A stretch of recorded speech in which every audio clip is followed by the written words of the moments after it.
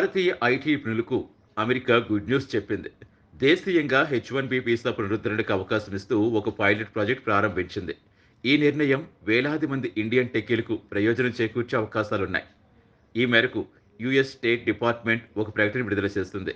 ఈ ప్రత్యేక ప్రోగ్రాం జనవరి 29 నుంచి ఏప్రిల్ 1, 2024 వరకు లేదా అన్ని అప్లికేషన్ స్లాట్లు నిండే వరకు ఈ రెండింట్లో ఏది ముందైతే అది చివరి తేదీగా ఉంటుందని తెలిపింది.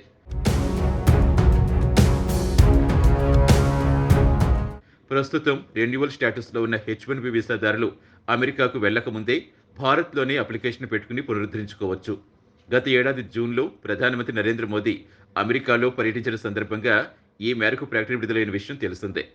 ప్రత్యేక ప్రోగ్రాం ద్వారా హెచ్-1బి వీసా పునరుద్ధరించుకునే అవకాశం కల్పించడం దాదాపుగా 20 ఏళ్లలో ఇదే మొదటిసారి.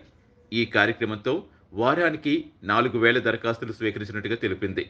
అప్లికేషన్ స్లాట్లు జనవరి 29, ఫిబ్రవరి 5, ఫిబ్రవరి 12, ఫిబ్రవరి 19, ఫిబ్రవరి 26 తేదీల్లో విడుదల చేస్తామని యుఎస్ స్టేట్ డిపార్ట్మెంట్ తెలిపింది.